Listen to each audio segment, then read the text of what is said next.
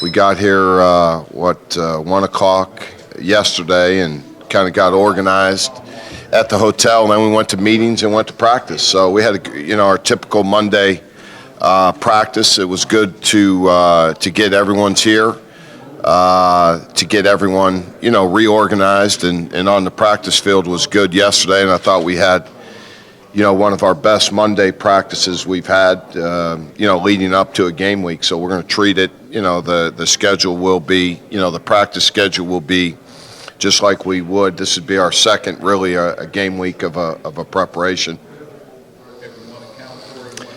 Everyone's here. Everyone made it back, and everyone we're counting on is here and, healthy and ready to go.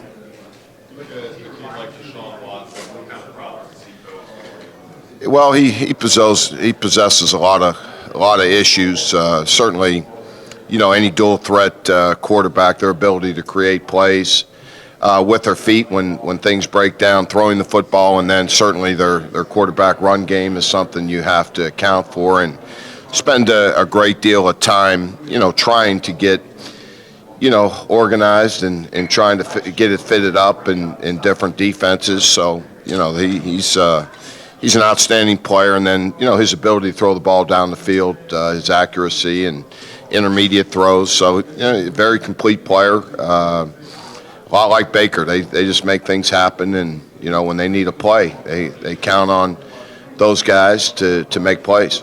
Mike, do you have different principles? Are there things like staying in your rush lanes and things you have to emphasize against a guy like this? Well, you certainly want to keep him in the pocket as much as you can.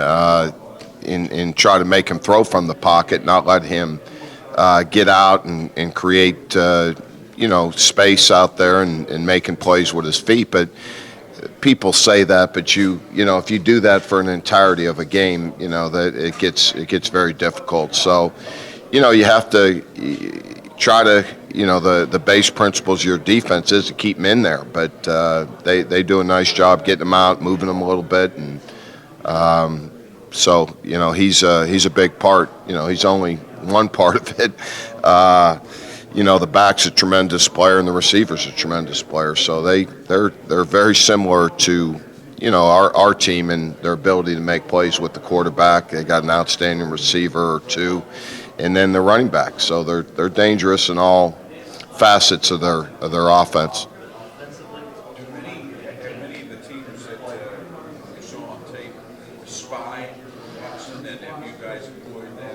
We've never been a much of a spy team, so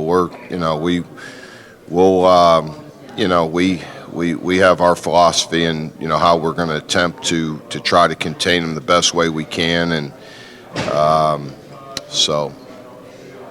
How similar is Clemson to what they did last year offensively? They in our game a year ago, I think their tight ends were out. I think both of them were injured, and one got injured maybe at the bull practice. They went to pretty much 80% four wides, and that threw us out of whack a little bit. A year ago, they brought the tight ends in a lot more. So we have to be prepared for both. They've shown both to go to spread you. They can spread you out as far as they want to. And then they could bring the game in a little bit closer. So, that's just part of the preparation. You have to deal with both of it. I don't know if they'll be in four wides like they were a year ago, but, that certainly, hurt us a year ago and kept us off balance. Just a different preparation than it was a year ago. But, again, your defense has to be multiple and adjustable to all the different sets, and they give you a bunch of stuff to look at.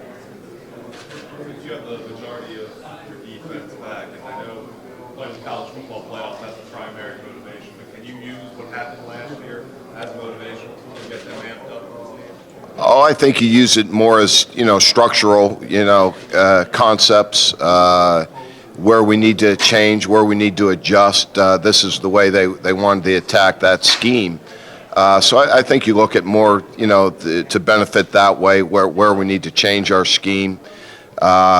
what's good, what isn't. So there was nothing really good about what we did a year ago. It's almost like they had every one of our plays down. So we just have to make sure we can, we have enough answers to the problems. And last year we certainly didn't have many answers for anything. So it's a learning experience, and I think hopefully it'll benefit us, in this game. Not really, not for us. It's more, we've been great friends, and we've worked well together, and I think we have tremendous respect for. I'm glad to see him doing so well. There's no question about his ability and what kind of person he is, and we were neighbors for all the years we were at Oklahoma. So. He's I'm happy for him and his family. They've done an unbelievable job, and once the game starts, you're so wrapped up into what you're doing, you could care less who's on the other sideline and how that's going. It's more about getting our teams tuned in on what's going to really matter. Thursday is just the execution of our defense. The defense that these two. There's going to be a lot of stress on both defenses, and you gotta you're going to have to play well to contain these offenses. And we've seen these majority of the year. So hopefully we can find some matchups and contain them. You're not going to stop them. So I'm just looking forward to the players getting out and playing, and. Happy for Brent, on a professional level. These two programs to sustain excellence over time. There's not kind of that crazy moment versus a lot of schools. What's the most difficult challenge in achieving that kind of sustained excellence? That's a great question. Is that I think players have to accept that responsibility too. When you come to Oklahoma, there's it's a different place. You have to take on those challenges and want those and expect them. That we had an 8-5 year season ago, and that that was traumatic for us. But again, we're never going to be that far away from getting back to where we need to be. And, I just think that's one of the things you expect when you come to Oklahoma. Our standard is different than everybody else's. When you come to these elite programs, that's what you need to expect. And whether you're a player or a coach, that when things don't go right, you're going to hear about it. And certainly, we took it personal and bounced back and made some adjustments to, our system, and it's paid big dividends here this year. But that's an expectation that'll never change at Oklahoma. It'll have been over a month since you last played. That game, what impact does that have? I don't know. This has been. We haven't been in this situation probably this long of a stretch, but. We were tired at the end of we were playing our best football, but we were tired and we were really kind of getting beat up. So, that part of it's good. We were happy that we didn't have all those byes in between all those games. From a defensive perspective, it limits what offenses can do in 5 days. So, this will be different because, offenses have more time to really strategize against, defenses can only change so much. So from that perspective, it'll be different. But, finding the tempo, finding a rhythm, I think on both sides of the ball will be key. Who finds it first, who gets those first downs and starts to feel the momentum. So, those are things that, you kind of have to wait and see how they play out in the game. But it probably hurts the offenses more than it, really, bothers the defenses. Is there anything you might do different in practice this week to try to get some of that back? Well, we've played against ourselves, and we play fast. Our offense gives us tempo, and we go bam, bam, bam. So we play it as much good on good as we can, and still, get our strategy in for the plays we're going to see against Clemson. So we practiced before we broke for Christmas, every day trying to go as much good on good as we could. Clemson's been number one for the entire span of college football playoff, yet you guys are coming in as favorites. Is that a positive or a negative for your team? Well, we got beat 40-6 last year, but Deshaun Watson didn't even play, so I don't, you know what I mean? We know what we got to do. We're going to have to make some major improvements from, a year ago. And, I think that really grabbed our players' attention. We know what kind of team Clemson is. We saw it firsthand. So, we don't look at that. We're the 4th seed. We barely got in according to, we were the last team in. So, that's how we look at it.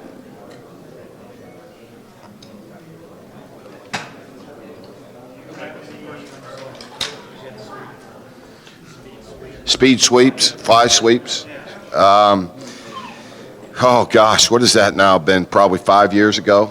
A lot of that perimeter run game, and our defense is set with the 3-4 has really helped us against. We don't see a ton of it just because we play with 2 outside linebackers standing up out on the perimeter. So that's a big reason we switched to it too. To take away all those perimeter run games stuff.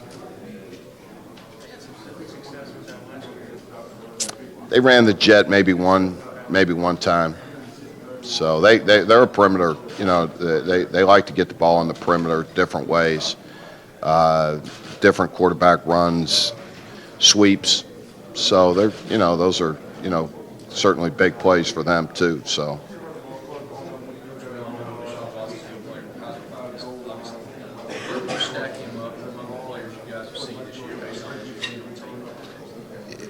He's a lot like, Trayvon Boykin. I would categorize him, a lot like that, a lot like Baker, our own guy. Just their ability to improvise and then still be able to throw the ball accurately, I think is what makes those guys special. They're not just great runners. They're very accurate throwers and good getting the ball out of their hand quick and being, precise with the football. A lot of people think you talk about a dual threat quarterback, he's more of a runner than he is a thrower, and Deshaun's done a great job running when he had to. He don't just run. He runs when things break down and scrambles when things break down to keep plays alive, and I think that's what Baker does a lot of the same things. When things don't come off on time, they're able to or see what somebody takes something away. They're able to extend plays and then throw the ball and not just run. So they're always looking to throw the ball first, and then if that breaks down, they can run the ball. So they're just these kind of players, they just create so many problems for you just because they're so good with the ball. And when their number's called, when it is called, they're able to make plays. So they're going to be a handful.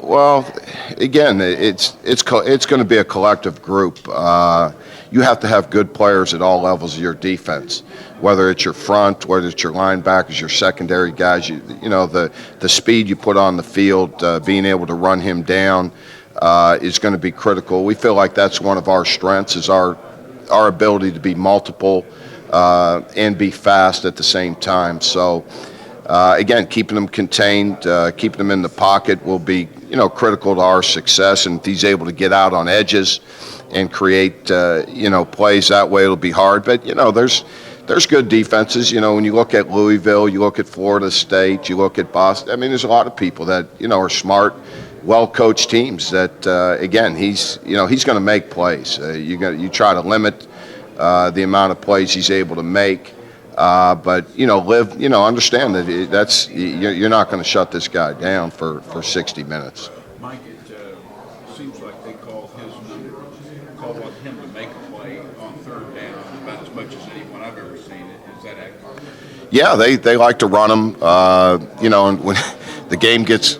When the game's on the line, you have a pretty good idea where the ball's going. So, that's one thing, and then the next thing is being able to stop him, though. Even though you may know what's coming, his ability to make plays with his feet, you can't put the whole team on him. So that's what's difficult. But he's a playmaker.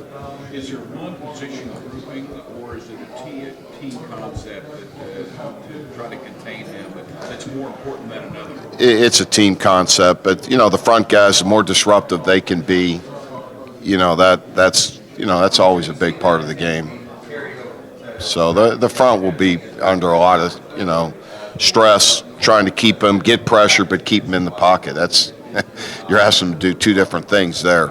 So the front's going to be important. Both fronts are going to be critical. What's your sense of how their offense is developed and evolved schematically since the beginning of the year? With them, the big thing with Clemson is they do a great job showing you different multiple looks. They're never going to let you get too zeroed in on formations. They like to give you multiple looks, multiple shifts, movements, to try to get your eyes moving. And our eye discipline will be key in this game, and being able to adjust to, what they're trying to do with all their, window dressing, we call it. It's just, it's just eye candy, and, you have to really stay focused on, our, where we're trying to fit things and how we're trying to fit it, and, getting our adjustments to all the stuff they do, because they give you probably more formations than any team we've seen, and when you look at 11 or 12 games, that gets to be really a great deal of stuff to look at. So, but the plays don't change. It's just the way they present it. And that's what you get your players. That's what the extra time's good for, because they present you so many different looks, but they're running, a lot of the same, plays, but it can, mess with your fits. Mike, how much extra time, how much more time than a normal game week during the regular season do your guys get to see tape like that, to understand that type of thing? Well, with this team, it's critical because there is so much there to look at. So breaking it down, we spent probably twice as much, time looking at tape, maybe 3 times, just the tape, and then you get on the field. The practice time we would have, we put 2 weeks of preparation into this game. Normally, this would be a very taxing game to get ready for in a week, just because of, there's a lot there when you look at their offense. So, for us, the extra week, extra film time to understand, to show your players, this is what they're doing here. This is what they're doing here. This is how they're getting to this formation. So, we're just, we're probably more in tune with, all their different shifts, movements, motions, all that stuff is a big part of what they do, and getting our players to understand it. Obviously what happened last year. Is it one of those things where you talk about it at the motivator, or it's left unsaid and everybody just knows? Well, 2 weeks ago, when we started our preparation, we cut up the game, and we watched the ESPN coffee, and Ed Cunningham had some very choice words. We were the JV team playing the varsity team, so that kind of spoke volumes to our players right off the bat. Just how embarrassing, it really was for us. And I hate to use that word, because we haven't been embarrassed, I don't know, ever like that. To perform, at that level was, that's being as blunt as you can be. So, that kind of struck a chord right then and there. Just watching that game, and we watched the highlights, and it was just, it was tough to watch. I think for all of us, it kind of hit you, right in the heart. So, I think it's just our perspective, right, has been different. But that's just, we don't want to play like that. We're more embarrassed about ourselves. Clemson was just doing their job. It's how, if you're off and for whatever get your preparation, we just understand our execution needs to be a whole lot better is what really struck with us. Is there anyone on defense, just particularly, obviously everyone is upset after something like that happens, but was there anyone that kind of stood out to you in terms of just their anger and frustration about that game? I think it, right after the game, I think everyone, just the way the season ended, was kind of in shock because we had such different expectations, and to end that way, I just think it. Once we went on break, came back, I just think we knew a lot had to change internally for us to move in a more positive direction, and whether we were going to. So all these guys, Zach, the guys that are here, were really instrumental in getting that turned around. Our players have done a great job, internalizing what happened and understanding, that, our leadership, our coaching and our leadership needed to change. Those are two areas that, really needed to change. And so, and that's really what's helped us get back here.